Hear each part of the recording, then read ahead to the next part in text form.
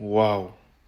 En fait, fallait prendre l'Espagne. Fallait aller jusqu'au bout du truc au final. 2-0 aujourd'hui contre la Suisse. Alors le problème, c'est pas la défaite, mais c'est la manière. Quand on met 2-0, il n'y a aucune réaction. C'est muet, ça accepte. Il n'y a aucun pressing, il n'y a rien du tout. Déjà, la composition de Petkovic, j'arrive pas à comprendre.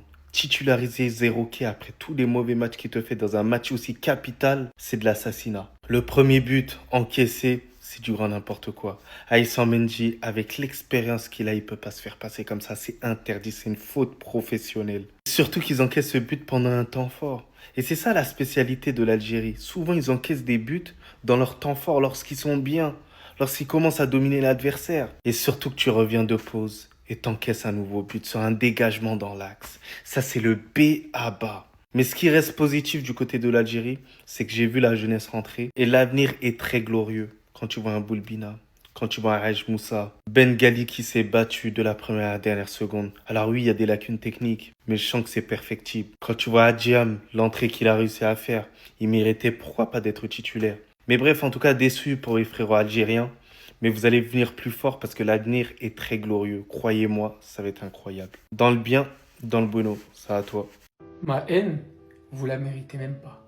Vous aurez ni ma haine, ni ma tristesse. Si j'ai bien retenu une leçon avec cette équipe, mettez pas vos cœurs dans le foot. Vous vous attendiez à quoi? Vous vous attendiez à quoi? Fut un temps, les hommes qui portaient ce maillot-là, le surnom qu'ils avaient, c'est les hommes.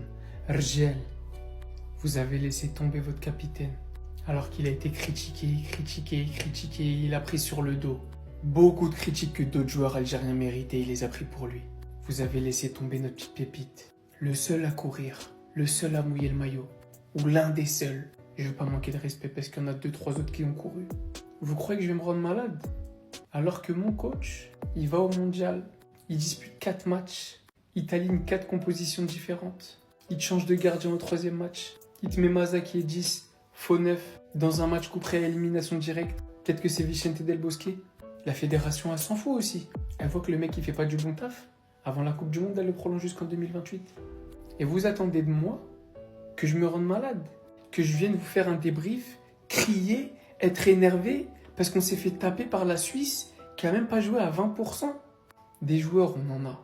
Le talent, c'est pas ce qui manque. On n'est pas foutu de convoquer les bons joueurs. On n'est pas foutu d'avoir un coach cohérent. Évidemment, quand tu tombes sur une équipe cohérente comme la Suisse, tu te fais dérouiller. Et encore, de vous à moi, 2-0, c'est pas cher payé pour le match qu'on a pondu. Ah, les 10 premières minutes, j'ai rêvé. Incroyable. Et après, la douche froide. Donc non, là, non. Je me faisais pas d'illusions sur ce match. Le seul espoir que j'avais, c'était de sortir la tête haute. De voir des joueurs qui meurent sur le terrain. J'ai vu des U17 se faire bousculer par Zakaria. Gagner aucun duel aérien. Allez, c'est pas notre force, pas de souci. J'ai vu un pressing claquer. J'ai vu des joueurs marcher sur le terrain. Posez-vous juste les bonnes questions. Aujourd'hui, il y a des joueurs qui méritent de porter ce maillot. Il y en a d'autres qui méritent plus d'être appelés ne serait-ce qu'une seule fois. T'as la chance de participer au mondial. T'as tout un peuple derrière toi. Tu joues ni pour toi, ni pour tes coéquipiers, ni pour ton peuple, ni pour ton capitaine, ni pour ton coach. Tu joues pour personne. Tu joues pas. Tu marches sur le terrain. Voilà ce qui arrive. Ce qui me fait de la peine dans tout ça, c'est que la plupart d'entre eux, ils vont continuer leur petite vie. Pendant qu'il y a des gens qui vont se rendre malades pour le match qu'ils ont regardé. Il y a des humains qui travaillaient, qui sont réveillés pour regarder les matchs de la sélection à 4 heures, à 5 heures, à 6 heures. Et c'est comme ça que vous les avez remerciés. Bravo. Bravo à l'école. Rgel. Bravo. C'est terminé les gars, l'Algérie sort en 16e de finale de la Coupe du Monde. Dans un match où selon moi on n'a pas existé les refs. Et où même les gars, 1 heure avant le début de ce match, t'avais le sentiment qu'on allait rentrer chez nous. Petkovic les gars retombe dans ses travers, il met titulaire Aouar, Zerouki, Marez. C'est-à-dire que t'affrontes la Suisse les gars, avec comme attaque Chaibi, Maza, Marez. Donc en gros là t'as Chaibi, Dja et Maza qui sont pas vraiment attaquants. Et t'as Marez les gars qui n'a même plus le niveau pour être un ailier percutant, virevoltant ou je ne sais quoi. Mais clairement c'est plus possible de le passer sur une aile. Le plus grand des amateurs le sait les gars. Mais non les gars, ce mec on a décidé autrement. Il a cru les gars qu'en plaçant en Maza, en faux neuf, t'allais avoir des miracles avec un Zerouki qui allait créer le jeu. Mais les gars, il comprend pas le foot ce mec. Déjà quand tu vois qu'on perd 2-0, c'est Adjam qui rentre, tu comprends un peu le ton de ce match et le ton qu'allait prendre cette fin de match les gars. Parce que je suis désolé, après le 2-0, on n'a pas vu le jour. On n'a clairement pas vu le jour. Mais de toute façon, les gars, c'était prévisible, j'ai envie de vous dire. Défensivement, je pense qu'on est la pire défense de la compétition. Si je calcule bien, on est à 9 buts encaissés en 4 matchs, ce qui est énorme, énorme, énorme.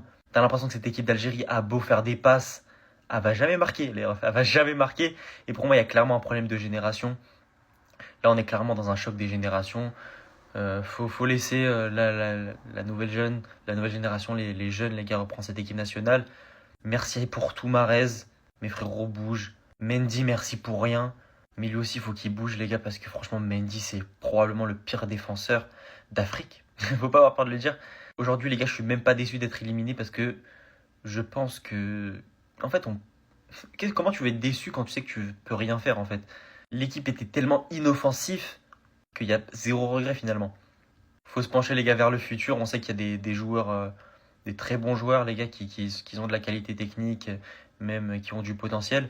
Il faut construire autour d'eux, mais voilà, les gars, on verra, c'est tout. C'est pas notre compétition, c'est pas notre moment. C'est tout, les gars. Faut l'accepter. L'Algérie n'est pas forte en ce moment et probablement l'une des pires équipes d'Afrique. Il faut l'accepter, les refs, c'est comme ça. Algérie est éliminée de la Coupe du Monde, mais c'est l'heure de faire les comptes. Riyad Mahrez vient, on doit parler.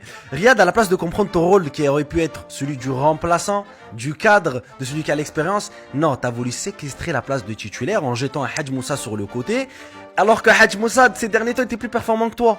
Mais toi, t'as pensé à toi-même, t'as pas pensé au bonheur de l'équipe et du fait de réussir. Au final, t'as eu raison, t'as fait ta petite Coupe du Monde, là tu vas rentrer, petite retraite, on a fini dans le bon. Ton storytelling, il a été bon. Mais par contre, nous, les Algériens, on aurait pu proposer plus, mais t'as pensé qu'à toi-même. Et je tiens juste à rappeler que quand les gens disent de meilleurs joueurs algériens, oui, des PL, des LDC, avec la sélection nationale, à part le coup franc contre le Nigeria, moi j'ai pas de souvenir d'un match excellent de Riyad Mahrez. C'est pour ça que ce mec-là n'a jamais privilégié la sélection. Et pour toutes les personnes aussi qui le défendaient en le mettant en avant, oui, mais c'est au final, vous avez vu, votre expérience, elle nous a amené quoi? Il a été éteint dans le moment le plus décisif de notre sélection. Vous avez quoi à dire maintenant? De toute façon, vous avez fait les bénévoles, là, cachez-vous, c'est mieux pour vous. En tout cas, les gars, n'hésitez pas de me dire ce que vous en pensez du cas Riyad Mahrez avec la sélection et de son ending, de sa fin avec la sélection. N'oubliez pas de liker, de commenter et de vous abonner. Slama. Bon, ça y est les frères, c'est fini, élimination de l'Algérie, 2-0 contre la Suisse. Franchement, zéro frustration, totalement mérité. La marche était trop haute pour les huitièmes de finale. On peut se contenter d'être heureux déjà d'avoir passé la phase de poule. Mais là, contre la Suisse, il n'y avait rien du tout. On n'a pas vibré une seule seconde. Trop de limites, que ce soit au niveau de la défense, au niveau de l'attaque. Avec Petkovic aussi, on va en reparler. Et voilà, faudra repasser plus tard pour vibrer avec l'Algérie. Parce que sur cette Coupe du Monde, franchement, on est resté sur notre faim. Je pense qu'il y a du boulot à faire au niveau de la fédération, au niveau des instances. Parce que là, on peut pas rester comme ça. Il y a trop de zones d'ombre, que ce soit au niveau de la prolongation de Petkovic, au niveau de certains joueurs qui n'ont même pas joué une minute. On n'a pas d'identité de jeu alors que le sélectionneur est là depuis un bout de temps quand même. Donc il y a plusieurs choses à revoir pour créer quelque chose, créer une équipe qui puisse aller loin dans des compétitions intercontinentales et internationales. Donc voilà, fin du parcours de l'Algérie en Coupe du Monde. Un message à la Fédération algérienne de football.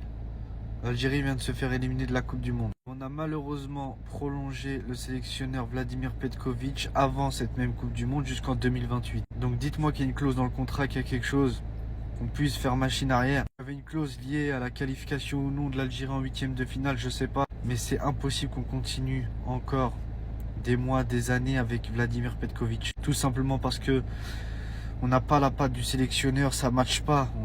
Tous les supporters le voient, tout le monde le voit. Ça fait longtemps qu'il est en poste. On n'a rien vu, on n'a pas vu d'évolution. À chaque fois qu'on le voit sur le banc, il est stoïque. Il n'y a pas d'émotion.